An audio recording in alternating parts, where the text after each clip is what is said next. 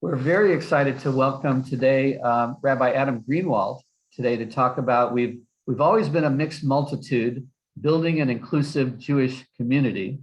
Rabbi Greenwald is Vice President for Jewish Engagement at the American Jewish University, where he oversees the Moss Center for Jewish Journeys and the Miller Introduction to Judaism program.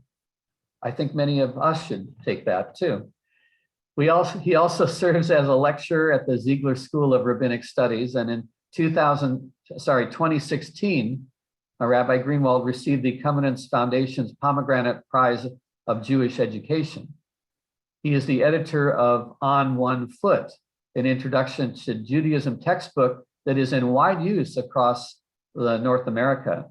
He's an alum of Silal's Rabbis Without Borders Fellowship, and he teaches nationally on issues of conversion, interfaith inclusion, and engagement of Jewish millennials. Prior to the AJU, he served as the Revson Rabbinic Fellow at ICAR. He got his BA in history from UCLA and his ordination from the Ziegler School of Rabbinic Studies in 2011.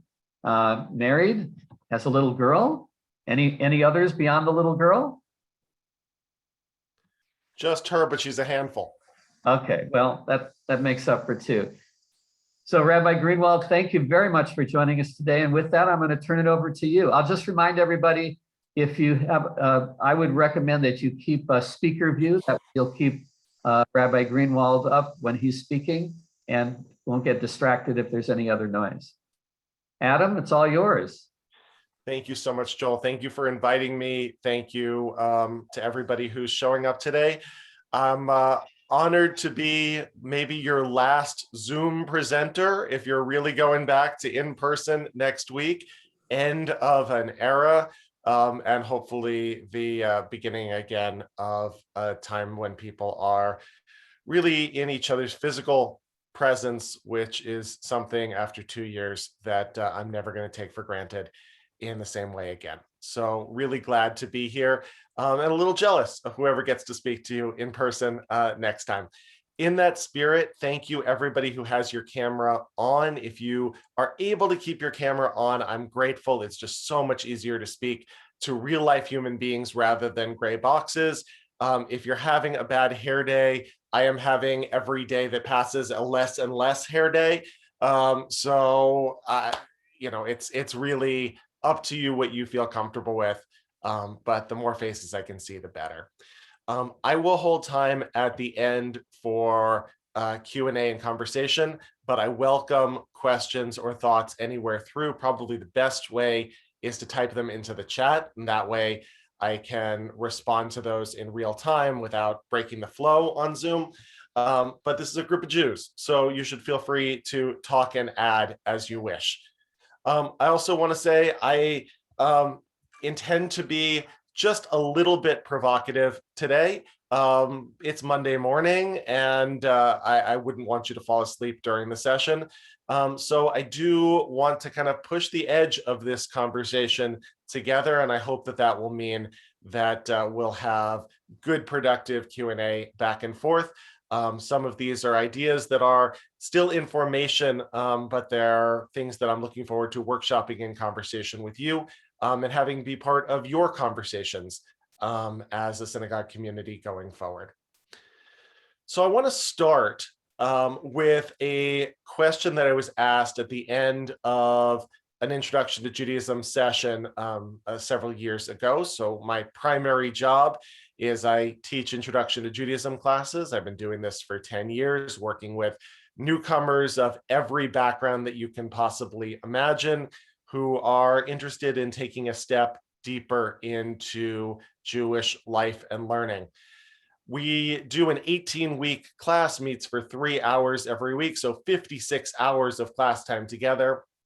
And in the final hour of class on session 18, I hold an open Q&A and say, for any questions that you wanted to get answered in an Introduction to Judaism course that you don't feel like were answered to your satisfaction, here you have a real-life certified rabbi, ask me anything. And it's always interesting to see at the end of the class what people want to circle back to or what they feel that we missed. I'll never forget, though, in this particular session, a student raises his hand and says, Rabbi Greenwald, this whole introduction to Judaism class has been really interesting, but I have a question. What is Judaism? And I thought to myself, oi, I am the worst teacher in the whole world. Right? They finished an 18-week introduction to Judaism class, and their question at the end of the 18 weeks of introduction to Judaism is, what is this thing that's in the title of the class? And I thought, did I just do a terrible, terrible job all the way through? And that may have been the case. But also in thinking about responding to him and then thinking about that question over the course of many years, realize it's a really not simple question. Because figuring out what Judaism is, what box to put Judaism in, is really quite complicated.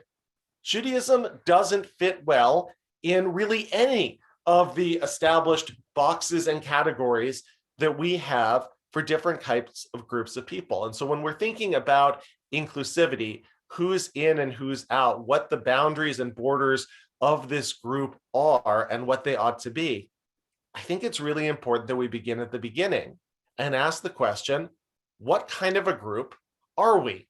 What is Judaism? That's where I want to start us today. And I'm going to share just a couple of slides and thoughts to get us marinating on this question.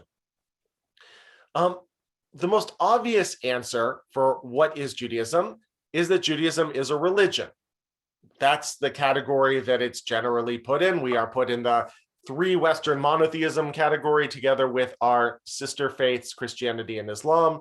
We are taught in world religion courses alongside Hinduism and Buddhism and Jainism and Sikhism. We are generally viewed and generally talk about ourselves as a religion. The problem is that Judaism doesn't fit neatly into the category, at least the category as we understand it in the West, of what a religion is and what it ought to be. So I want to show the first slide, which is a slide about belief. Let me get this up for you. If you can give me a thumbs up that you can see my screen, that would be helpful. Thank you so much. Generally, when we talk about religion, we talk about a group of people that share an orthodoxy, not orthodox in the capital O orthodox sense of one of the three big denominations of American Judaism, but orthodoxy with a lowercase o in its original meaning, which means people who all believe the same way. There are Orthodox lowercase Christians and Orthodox lowercase Muslims and Orthodox lowercase Hindus, collections of people who all share a belief in a common creed. If we look, however, at the profile of what it is that American Jews believe, we find that we are as a people anything but Orthodox. Look, please, on the left side of your screen. This is based on the Pew Center's study of American Jews done in 2013. When the Pew Center asked American Jews the question, do you believe in God? Here's how they responded. 34% of American Jews, this is Jews from all denominations all wrapped up together, 34%, or roughly 1 in 3 American Jews, said, yes, I strongly believe in God. 38%, so a little bit more than 1 in 3, said, well, it's complicated. Maybe I believe sometimes, maybe I believe in God, but I believe in God the way that Harold Schulweis talked about God, which is a little bit complicated. Maybe I believe in God with some gray areas and some caveats and some questions. Maybe I just think I'm supposed to say yes. About a third of American Jews said, yeah, but with an asterisk. And 28%, just under a third, said, I'm an atheist and I'm a Jew. If you look at the breakdown of how American Jews believe, roughly a third say, I believe in God. A third say, maybe complicated. and a third say, no, I do not believe. Compare this, please, with the dominant religious culture in America, which is Christianity. When you ask self-identified Christians in America, do you believe in God? 79% of them say, absolutely. Another 20% say, yeah, it's complicated. And only 2% of people say, yes, I'm a Christian, and no, I don't believe in God. This is a radically different graph of belief than the belief representing American Jews, though Jews and Christians are generally both talked about as American religious groups. In fact, the Jewish profile of belief looks almost identical, not to American Christians, but to people who say they have no religion. Among people who say they have no religion, 30% describe themselves as strongly believing in God. Let's just pause and think about that for a second. Among people who say they have no religion, 30% of them, 1 in 3, say, yes, I strongly believe in God. Almost exactly the same as the percentage of people who say, I am a Jew. 38% say they believe with doubts. That is exactly the same number as amongst Jews. And 32%, so a difference of 4%, are atheists. Only 4% more of American non-religious folks are atheists than American Jews are atheists.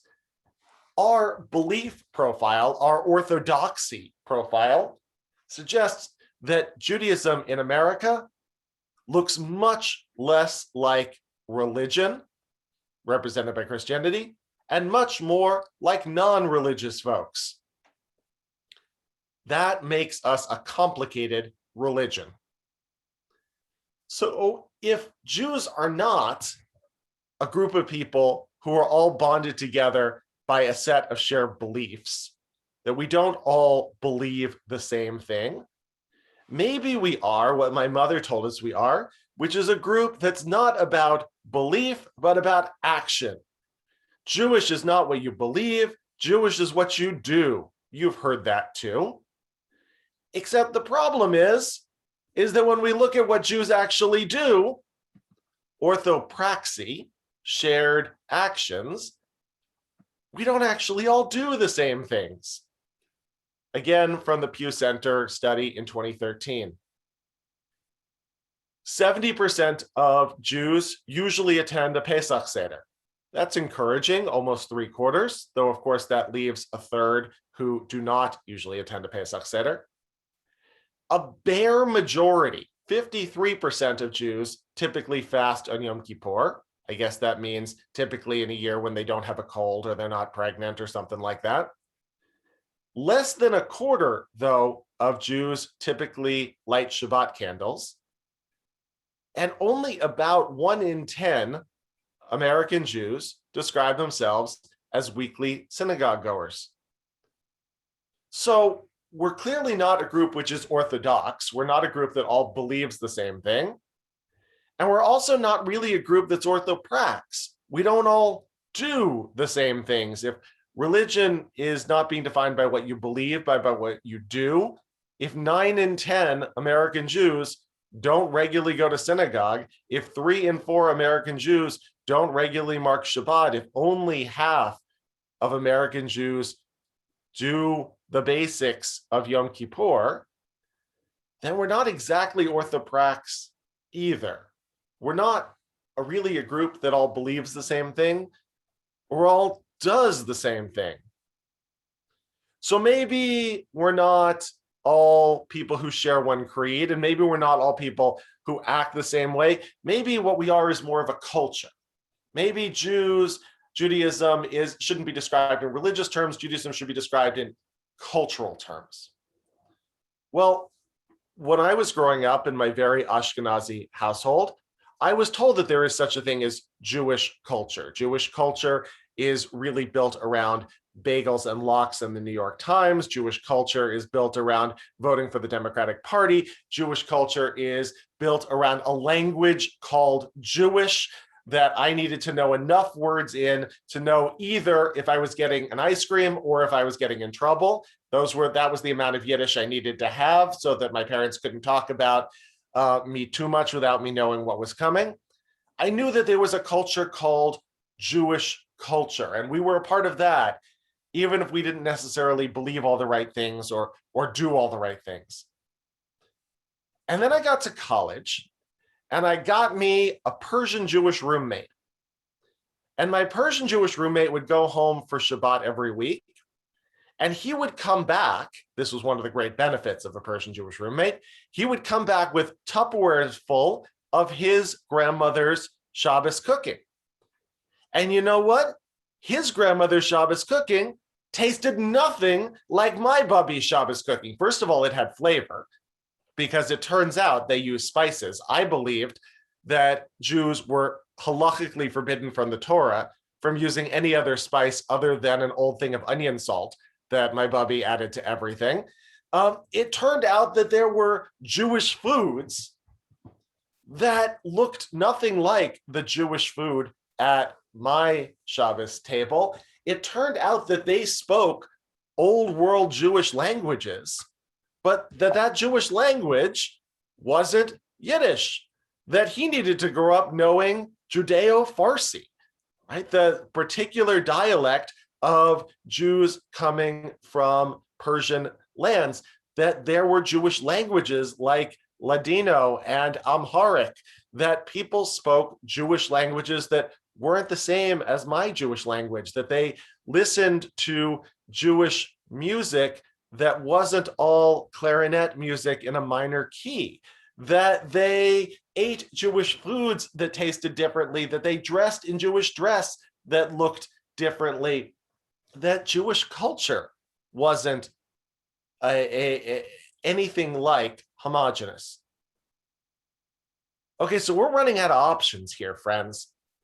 If we're not a group of people who all believe the same thing, and we're not a group of people who all act religiously the same way, and we're not one culture, we're actually dozens of cultures with different food and different dress and different music and different cultural sensibilities and different languages, what could we be? Well, I didn't make a slide for this one.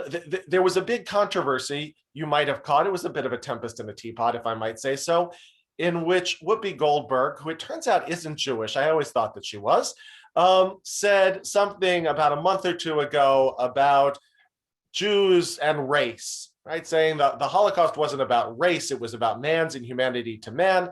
And there was a great deal of articles that were published there talking about race and racism and Jews.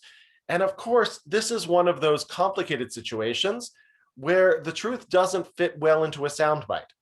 Because first of all, of course, the Holocaust was about race. The Nazis were racist. They defined Jews as a race and for that reason sought to exterminate us. Anti-Semites have seen Jews in racial terms since before the Holocaust. In fact, the whole term anti-Semitism was a term invented in the 1870s to describe Jews in what were thought of as scientific racial terms. But on the other hand, to give credit to Ms. Goldberg, we're not a race. We are absolutely not a race. And part of the reason that you know that we're not a race is that I teach a class that's full of people of many, many different races, of many different hues and colors and backgrounds, all of which who can become just as Jewish as you or me. A race is, by definition, something you are born into, an immutable fact about your DNA, at least as race is generally defined today. And Jewish is not. Jewish is a group with porous boundaries and borders in which people can join from any background. Jews come in all hues. It's important to say that, and it's important to own that Jews of color are every bit as Jewish as Jews with the kind of reflective white skin that I suppose I developed so that I could blend into the Polish winter and escape the Cossacks. So we're not a religion in the sense of a group of people who believe all the same thing. And we're not a religion in the sense of a group of people who all do the same thing. And we're not a culture, at least we're not one culture, we're a lot of cultures. And we're not a race, because you can join and you can come from any different background with any different color of skin. Maybe the only thing we all have in common is that we are all from a pure blood family in which everybody throughout all of history for 3,000 years have all married their Jewish cousins. And so we're really all genetically linked together in that way from some pure line. Now that, of course, does a pretty poor job of explaining why my Persian roommate looks an awful lot like Persian Muslims, and I look an awful lot like Polish people, and Black Jews from Ethiopia look an awful lot like non-Jewish Black folks from Ethiopia. If we all perfectly married in with one another through all of history, it's a little complicated to figure out why we look so much like our neighbors. It turns out that the idea that intermarriage is something new, that it's a new existential threat facing the Jewish community, only really invented in our lifetimes as a result of the open and loving embrace of America. It turns out that we have always been a mixed multitude, that there has never been such a thing as Jewish ethnic purity or blood purity. Even if we go back to the Bible, let's take a look again at a couple of slides, or really just one. Hold on, sorry. Go. If we go to the Bible, we can see from the earliest origins, we weren't just all members of one homogeneous family. Let's look at some of our founding figures. And Pharaoh gave Joseph, that is the great grandson of Abraham and Sarah, the name, I'm not even going to try to pronounce it, Zavanat Paneah, and gave him Asenat, the daughter of Potiphera, priest of On, to be his wife. If we look at the founding family of the Jewish people, by the time we get to the great grandchildren of Abraham and Sarah, he's not just married to an Egyptian, he is married to Taka, the daughter of an Egyptian priest. He's married to a preacher's kid. And his children, Ephraim and Manasseh, the children who Jews bless their sons in their name every Friday night, would not be allowed to have a bar mitzvah at VBS unless they took a trip to the mikveh. They didn't have a Jewish mother. Their grandfather was a priest of On. Look at Moshe. Now, a priest of Midian, I'm detecting a theme, had 7 daughters. Moses agreed to stay with the man who gave his daughter Tzipporah to Moses in marriage. Tzipporah gave birth to a son, and Moses named him Gershom, name meaning, I have been a foreigner in a foreign land. The name Ger-shom, I was a foreigner there. Moses, none other than Moses, winds up marrying outside of the tribe and winds up marrying another preacher's kid, the daughter of the priest here of Midian, and has another child, which, by the way, if we look a little bit further into one of the more mysterious stories in the book of Exodus, Moses doesn't get around to coordinating a bris for. You know this story? Moses was busy, and he doesn't get around to having his son Gershom and his son Eliezer, second son, circumcised. And God comes in a very mysterious scene in Exodus chapter 3, comes to exact vengeance on Moses for neglecting this mitzvah of his ancestors. And it's Tzipporah, his non-Jewish wife, who takes a flint and circumcises their sons, Gershom and Eliezer, and holds back God's wrath. Moses doesn't get around to doing the fundamental mitzvah of being a Jewish father. It's the non-Jewish mama who has to wind up taking care of the details. I'm sure there are a whole lot of non-Jewish mamas and papas in the drop-off line to Hebrew school every week, who, if it were not for them, the kids would not be in preparation for bar bat mitzvah, because the Jewish parents, well, had other things on their mind, and it falls to the non-Jewish parent to make sure that the Jewish lineage in their family continues. And I want to point out just one more example. There are many, many examples here. One more example that is quite relevant to this week. We are going to celebrate the holiday of Purim starting on Wednesday night. Purim, of course, is the celebration of how intermarriage saved the Jewish people. That's not typically how Purim gets framed, but that is the story of Purim, isn't it? King Ahasuerus, not a Jew, goes looking for a wife.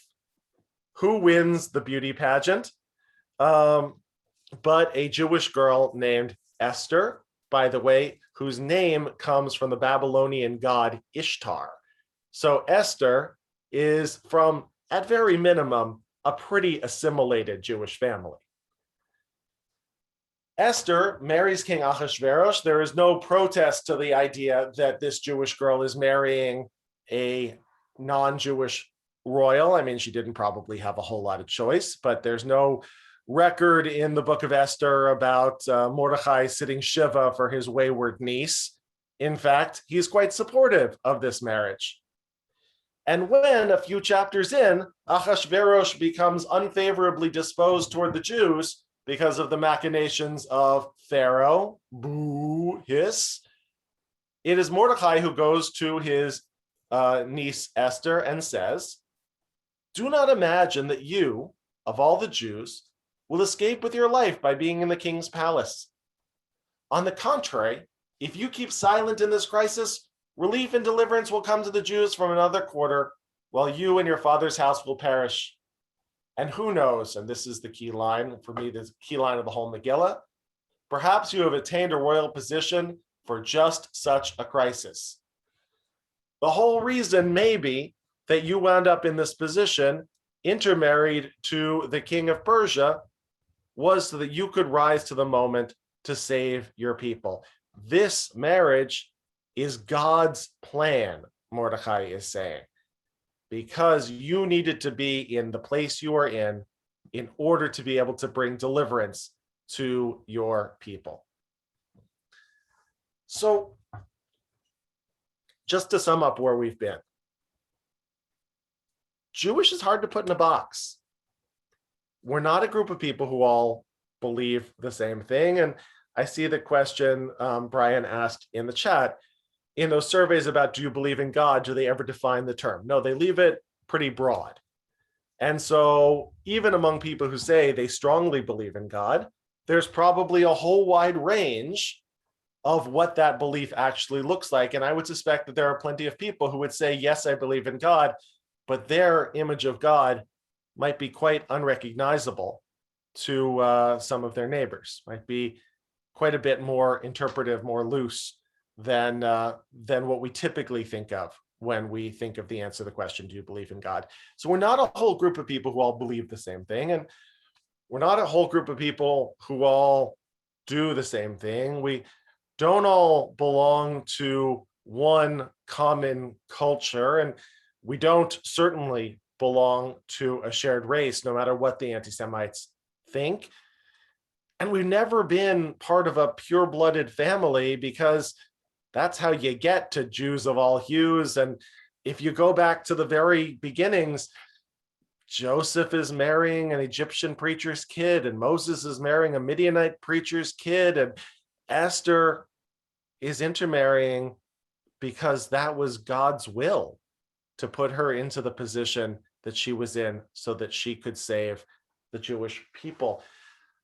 So we don't fit neatly into any of the boxes that typically we put groups into. And if that's the case, if we don't fit neatly into the boxes, then defining the boundaries of who's in and who's out, of how inclusive we can be, becomes even more murky. Because we certainly don't believe that somebody who believes the wrong thing can't be included in the Jewish community, right? If we excluded everybody from the Jewish community who, for example, don't believe in the fundamental tenet of Judaism as it was first created by Abraham and Sarah, that there's one God with whom we're in covenant, we are automatically excluding at least a third and perhaps 2/3 of the Jewish community who either believe that, but with big doubts, or don't believe it at all. If we cut out everybody who doesn't keep kosher, our synagogues are going to be pretty empty. If we say we are only for one cultural group or for another, we alienate a huge portion of the Jewish world. We don't restrict ourselves in that way. And so what actually is the boundary line between in and out? What is our metaphor for who we are that helps guide us in making these sorts of decisions? What I want to suggest to us for this purpose, and what I hope is the beginning of a conversation and rather than an end, is I would like for us to think about Judaism not in religious terms, not in cultural terms, God forbid, not in racial or ethnically homogenous terms. I would like us to think of Judaism as mishpacha. I would like us to think about Judaism really with the metaphor of family, with the permeability that a family has inherently. Families are permeable units. They are units which, by their very definition, blend and mingle, transform and grow. They are units that take on individuals through adoption or take on whole new branches through marriage. I remember this moment the night before Ann and I got married. We had a Havdalah rehearsal dinner, and I remember we were standing in the backyard of a wonderful friend who let us use that yard, and everybody is standing with their arms around each other singing Havdalah. And it just so happened, we didn't plan this way, that her family and my family were almost evenly distributed. So my uncle's arms are around her uncles, and my cousin's arms are around her cousins. And I got this moment, this flash, looking at this circle and realizing that by the coming together of the two of us, we were actually joining two whole family stories. That line that I had been told, that when you marry somebody, you marry a family, became visually real for me in seeing that we were now all, not just she and I, but all of us, family to one another, standing in that circle. Families join and blend, and families are inherently diverse. I mean, if your family is anything like my family, it includes people of every persuasion, right? You've got the people who are the right wingers and the people who are the left wingers, and God forbid that they are seated near each other at Thanksgiving or Pesach because there's going to be fireworks. But families have their right wingers and their left wingers, and families have their very religious cousins and their cousins who, want extra bacon on top of their bacon. Those both exist in families. Families have variable tastes and backgrounds. Families come with a wide variety of classes and education levels. Families are units that are remarkably durable in being able to hold a wide diversity of human beings in deep and enduring relationship with one another. They are not homogeneous units. They are inherently and always diverse units that contain within them a diversity of belief, a diversity of conviction, a diversity of lifestyle. Suggests that from the beginning, we have been a family to one another. That's who we always were. And if that's the case, then that has some implications for these questions of inclusion. So let's just take a look at two foundational texts. The first God says to Abraham, to Abram, he hasn't even gotten his new name, go forth from your land, from your birthplace, and from your father's house to the land that I will show you. This was my bar mitzvah portion. I can still chant it for you. And I will make of you an Am Gadol, a great clan. We usually say a great nation, but Am is not actually the word that we typically use for the political unit of nation. That word is goy. An Am is an extended family unit. It's a clan. I will make of you a great clan. I will make of you a big family. And I will bless you and make your name great, and you shall be a blessing. And I will bless those who bless you and curse those who curse you. And all of the Amim, all of the families of the earth, shall bless themselves by you.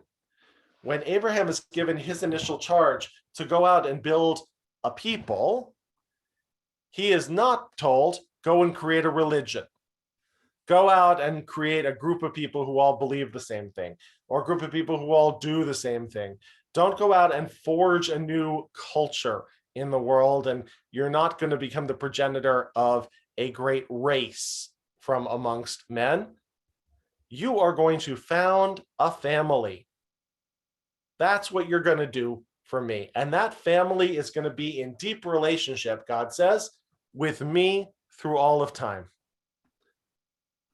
If you look at the words of Ruth, right, the classic convert to Judaism, Ruth says to her mother-in-law, do not urge me to leave you or to turn back and not follow you.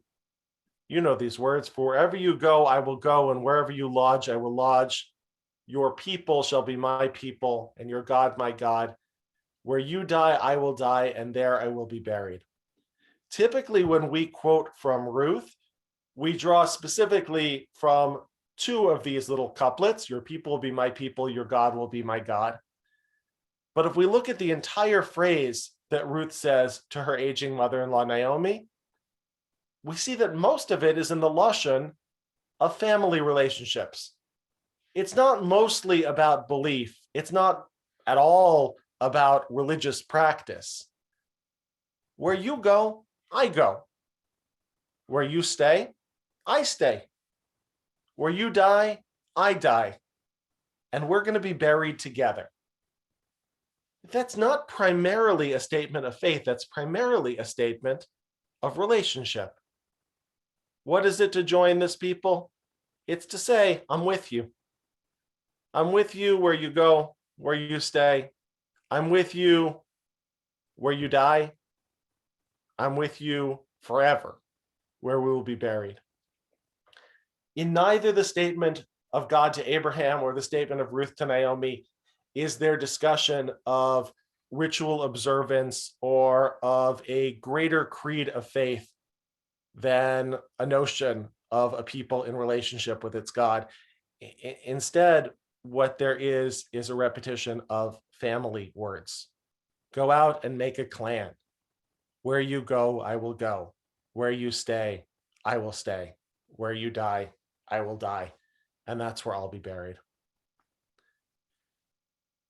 I was going to look, but just looking at time, I'm going to skip this longer piece from Maimonides and instead just point out a piece from a great teacher, Rabbi David Hartman, who talks about the Jewish theology around belonging. And what he says for Maimonides, he's commenting on a specific passage, but I think it's in general. The constitutive principle of Jewish identity is not biology, but covenantal behavior. Maimonides holds the covenantal principle as a transforming framework for the barriers of ethnicity and family experience. Being called upon to live a certain way of life breaks through all ethnic border, forging a connection with Jewish forefather Abraham that is far more significant than any notion of holy seed. The only meaningful standard for becoming disciples of Abraham is the adoption of a Jewish lifestyle and a confession of divine unity. I will skip to the last sentence. The significance of the biological is severely circumscribed, not circumcised, but circumscribed. The organizing framework of identity is the covenantal relationship, period. Jewish is not a matter of where your family comes from. Jewish is not even a matter necessarily of everybody doing and acting in lockstep with one another. Jewish is a matter of a sense of covenantal connection, that we are part of a bigger story, that it is not dependent on where we came from originally, but is dependent on how we identify ourselves today. So where does this leave us? And then I want to take questions, thoughts, and comments. Where does all of this leave us? If Judaism is thought of as a mishpacha, as a family which is inherently diverse, as families are, and a family which is inherently permeable, mergeable, changeable, transformable, as families are, then there are two categories of people that we need to talk about. The first category of people are people who say, I want into the family. That's the population I've been working with for the last 10 years, converts. People who say, I want into the family. And we know from Jewish texts and sources that people who say they want into the family are supposed to be treated with equal and full dignity to somebody who was born into the family. And we also know, if we're being honest, that the Jewish community has a long way to go to actually fulfilling that promise. We know that for far, far too many people who say, I want into the Jewish family, what they are met with is closed door after closed door. What they are met with is a bureaucracy in the modern state of Israel that is not interested in recognizing their Judaism. What they're met with is a series of hoops to jump through. And at the end of that process, still often deep suspicion and outsider status in many Jewish communities. If this sounds unbelievable to your experience, that is only because of the incredible culture that has been built at your synagogue for many years. Let me tell you, as somebody who works with people in this process day in and day out for a decade, many, many people who have done all of the right things to become Jewish still find that when they actually approach Jewish community, that they are looked at with suspicion, that they are looked at with distrust, particularly if the color of their skin isn't white, particularly if their name reflects their past religious tradition. Being a Jew in a synagogue named Christina is tough. Being a Black Jew in America is tough, or a brown Jew in America is tough. We still have substantial work to do in terms of actually fulfilling what we say we believe, which is that somebody who joins the family is every bit as Jewish as somebody whose biological seed comes from the family. And here's where I want to be a little bit more controversial. There is a whole world of people who have not raised their hand to say, I intend to be myself called a Jew, but who participate in Jewish family nonetheless, deeply, daily, who participate in passing along Jewish identity to their children. 72% of intermarried couples say they intend to raise their children as Jews. The majority of intermarried couples are seeking to pass along Judaism to the next generation, much, much higher percentage than those who are seeking to pass along no religion or another religion. If Judaism is not about what you believe, or about what you do, or about participation in a particular culture or a particular race, if it is about a deep and enduring familial relationship, if it is about where you stay, I will stay, where you lodge, I will lodge, your people are my people, then all of the effort that we put into defining who is a Jew, who's in and who's out, what are the boundary lines and borders for people who are already participating in Jewish community and family, may honestly be an exercise in narishkeit. Because if somebody is in the family, perhaps we should stop expending so much effort on defining that and parsing the lines of exactly how much in the family you are, and just start to say, you're in the family and therefore you're one of us. We don't have a different category for those who are born in the family and those who are now members of the family. We're just all family. And so in a Jewish community which has wrestled for the past several decades with questions of who is a Jew and how to count and how to label and how to define, I want to suggest that maybe the greater part of wisdom would be to stop working so hard on trying to define people in and out and just celebrate the people who show up and say we're all mishpacha to one another, Jewish by birth, Jewish by choice, Jewish by association. Rather than trying to put each other in categories, let's just celebrate that we're here together. If that could be the framework for how we think about Jewish identity in our shared spiritual communities, if we could get beyond members and non-members, I think that's a framework for a different conversation than creating more and more categories and parsing and dividing more and more deeply one type from another type. That's my thoughts to you today. We've got about 10 minutes for some questions and thoughts and reactions. Thank you, Adam. Thank you very much. I'm going to lead off with one question because there are some others and people have hands raised. Do these differences or the conclusions you described earlier from the Pew study, et cetera, vary by denomination, conservative, reform, orthodox? Sure. So Pew breaks down some of these. It doesn't actually break down these particular questions about belief and observance to the level of satisfaction that I wish that they did.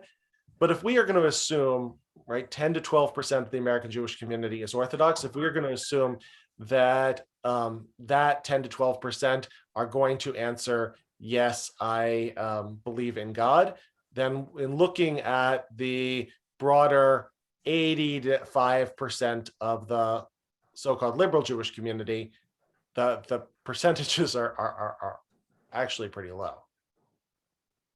Okay. So Joe, you had a couple comments and questions. Do you want to unmute yourself and ask? Basically, it was pretty clear if you just read it off the chat. You're asking me to read, huh? You want me to read it? Fine. Rabbi Greenwald, perhaps you can comment on the information I'm providing. A couple of years ago, my anonymous DNA, in other words, it was a gift. They did not have my name anywhere, had no identity, nothing. A couple of years ago, the DNA results came back from a prominent company stating that I was 99% Eastern European Ashkenazi Jewish. Yeah. While I wasn't shocked at the information, I was shocked that the DNA showed it as such. So how can it be so positive? And is it really in the DNA in the blood? And then after that, more specifically, how was the DNA able to differentiate between Jewish from Eastern Europe and just Eastern European? Yeah, so I'm not a DNA expert, though I am fascinated by now the availability of genetic testing and what the implications are for these conversations about identity. In the span of the 10 years that I've been running the Introduction to Judaism program, that's the rise of this new technology. And now I would say I have in any given class a handful of students who say the reason that they showed up to learn about Judaism was that they took a genetic test and discovered a certain percentage of Jewish genetic signature there and are interested therefore in exploring that piece of their identity. And so what this means to now have a biological test that can say there is Jewish ancestry that people can discover, I think has really interesting implications that are yet to be unpacked for this conversation. I don't know particularly which biological markers those tests are looking at, though I certainly know that while Jewish communities have always been a mixed multitude, there has always been intermingling and intermixing, there's also been a pretty considerable amount of cousins marrying one another in the shtetl, which is how we wind up with, on the positive side, Jewish genetic or testing that can identify certain key markers that are passed down within Jewish families. And also on the not so positive side, we wind up with a whole panoply of Jewish genetic diseases, the result of not as much intermixing as might otherwise exist. And so certain mutations that are problematic getting passed down within the Jewish family. My own aunt died a year and a half ago of one of those Jewish genetic diseases, a disease called familial dysautonomia. Not unheard of outside of the Jewish world, but very, very rare, while not rare at all, actually, within Jewish bloodlines. So yes, there has always been intermixing. And on the other hand, there has also been a distinctive Jewish community that now we can find scientifically has certain markers of being mishpacha to one another. Let me go to Bill. Rabbi, in a 2-minute snapshot or less, can you give us your insight into status of discussions within the Rabbinical Assembly and United Synagogue about some of the constraints that some of us feel are too restrictive on our rabbis and our congregations these days? So I want to say, not as a representative of the RA or USCJ, but as somebody involved with some of these conversations, I am just finishing up a 6-part series that was run for rabbis specifically to discuss issues of interfaith inclusion in terms that 10 years ago, certainly even 5 years ago, would have been quite controversial. The USCJ put out an invitation for this cohort. It received more than 60 rabbis who have committed to weekly 1.5-hour long study sessions. It oversubscribed.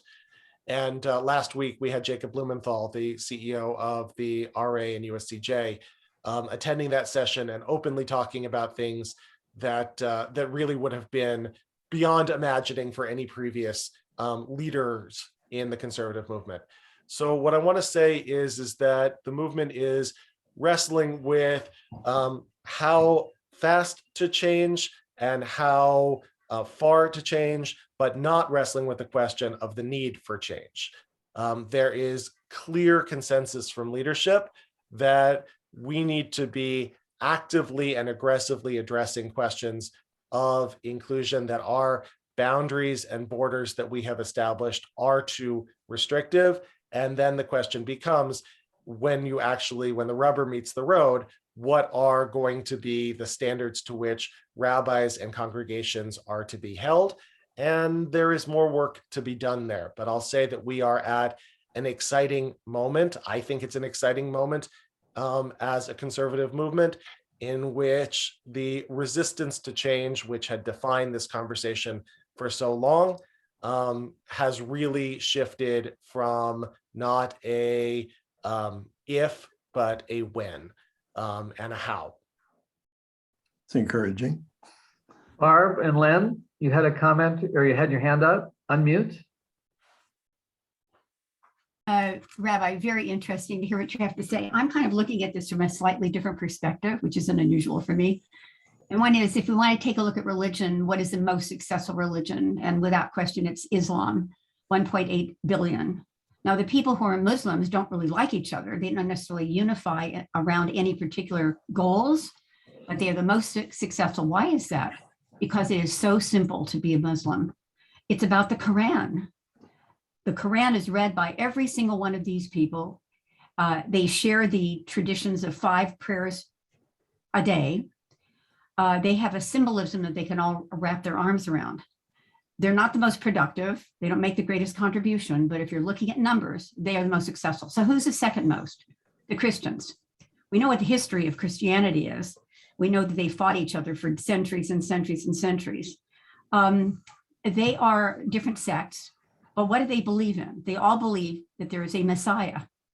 and many of them wear crosses. I learned from our rabbi and from Rabbi Goldman, who does Torah in the morning on Sundays, the difference between a crucifix and a cross. I didn't know that. But the bottom line is that they have a symbol of who they are.